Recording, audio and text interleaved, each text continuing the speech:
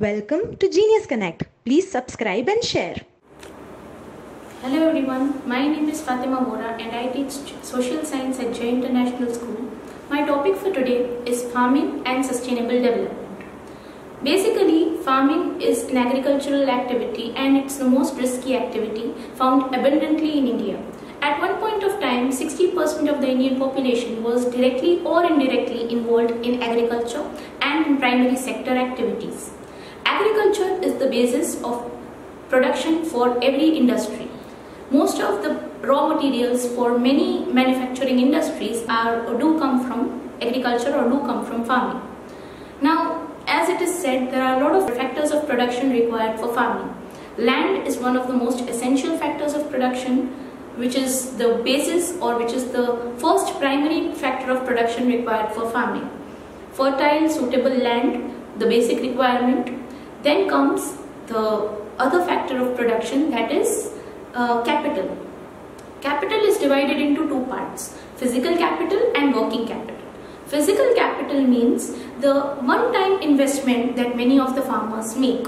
It might be construction of a granary, it might be investment in tractors, investment in machines. These kind of investments which are made for a long period of time, or they come under the head of the fixed capital. Then comes the second part, which is the working capital. Now, in every farming season, the farmers need different types of input like seeds, fertilizers, pesticides, and for these, and even some of the large farmers or the medium farmers need laborers as well. Now, the payment for these laborers, the payment for electricity used in the tube wells, the payment for seeds, fertilizers, pesticides, all of this is not a one-time investment. It is required again and again. It covers a certain cycle and then it would be required again. So mainly the cycle is one farming period or one farming term. So when these products are purchased at the beginning of the farming term and they are used throughout, and later when the farming activity is done, again when next time the farmer wants to conduct this activity, they are required again. So this is known as the working capital. Working capital is an investment in business which does not stop. It is required over and over again, and it even gives easy returns. So first is land, the first factor of production. Second is capital, which has two parts, physical capital, that is the fixed capital, and then you have working capital. Working capital would involve salaries given to the laborers, payment made for seeds, fertilizers, etc. And then coming to the most important source or factor of production, which is the human capital. Human capital again involves the intelligence to accumulate all these important sources of production and produce something fruitful out of it. And then last but not the least, we come towards labor. Labor is required, and if labor, but again the dependence on labor has a lot of repercussions. For example, if a farmer depends on labor and labor is not provided on time, it might lead to delay in production.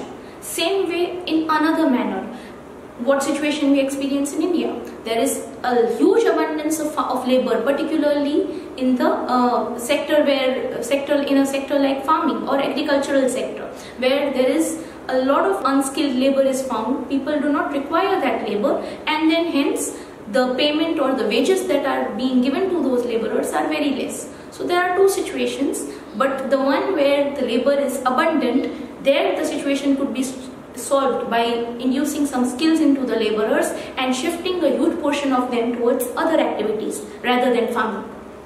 So this is all about farming. Now coming to the next part, that is sustainable development. Now whenever the farming is done, the land cannot sustain forever. Particularly with the use of the modern pesticides and the modern fertilizers, it is very hard for the land to retain its fertility for a long period of time. And hence what happens is that when this kind of constant abuse of land happens, after a period of time the land loses its fertility and becomes completely barren. So to avoid all this, it is very important to give the land enough time to replenish itself. There are various ways in which this could be done. Multiple cropping, strip farming, and slash and burn agricultural method are some of the primitive methods, but they are very worthy and useful. Sustainable development is important because sustainable development means using the resources keeping in mind the needs of the future generation. When you keep the needs of the future generation in mind, you make sure that the resources do not go extinct and they are used properly in a suitable manner, particularly saving a huge portion of it, or at least replenishing it in a way that the future generations could take advantage of it.